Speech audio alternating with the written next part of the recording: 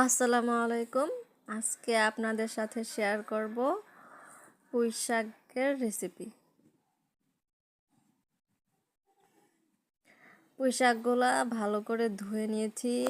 আজকে রান্না করব পুঁই শাক দিয়ে বাটা মাছ।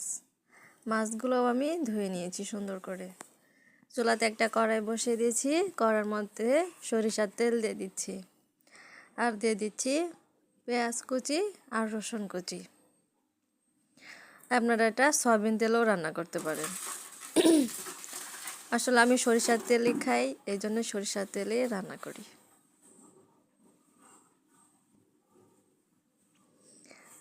পেঁয়াজ কুচিটা ভাজা হয়ে গেছে, এখন দিয়ে দিচ্ছি পেঁয়াজ রসুন বাটা, আদা বাটা, লবণ,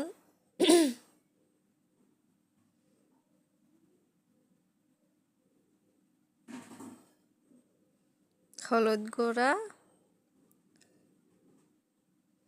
মরিচের গুঁড়া, জিরের গুঁড়া।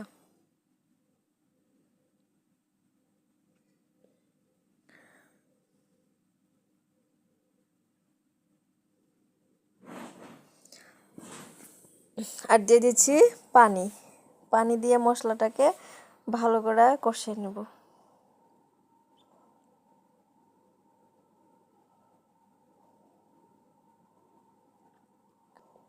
আমি 3-4 বার পানি দিয়ে মশলাটাকে কষিয়ে নিয়েছি। কষানো, এখন মাছগুলা দিয়ে দিব।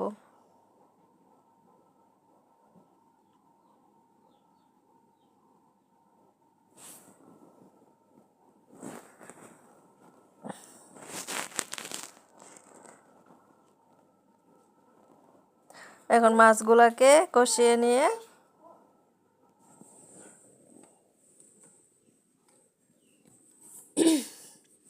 মাছগুলা কষানো হয়ে গেছে। এখন মাছগুলোকে তুলে নিব।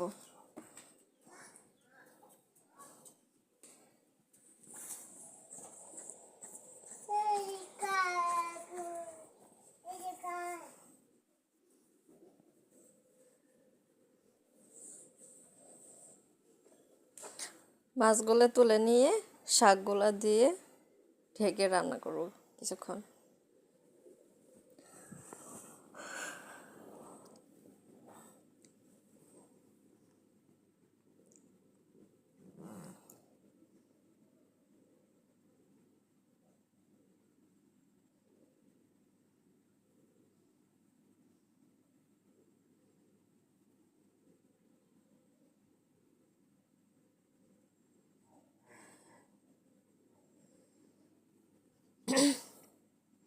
শাকগুলাকে ভালো করে নেড়ে মশলার সাথে মিশিয়ে নিব।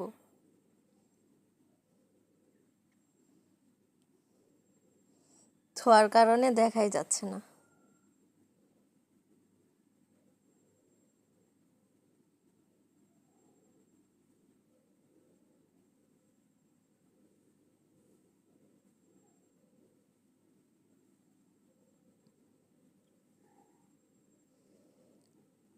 মশলার সাথে মিশিয়ে নেওয়ার পরে এখন কষানো মাছগুলা দিয়ে দিব।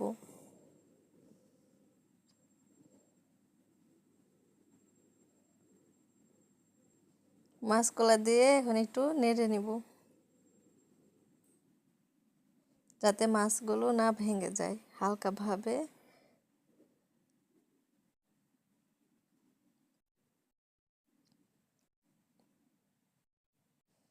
এখন এটাকে ঢেকে আরো কিছুক্ষণ রান্না করব।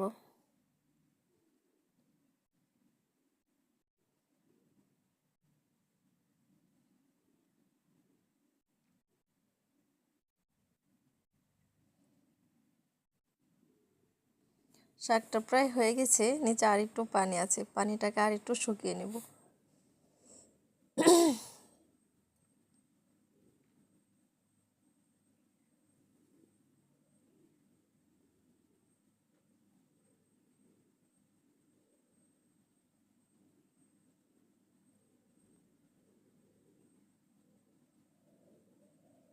শাকটা হয়ে গেছে, এখন এটাকে নামিয়ে সার্ভ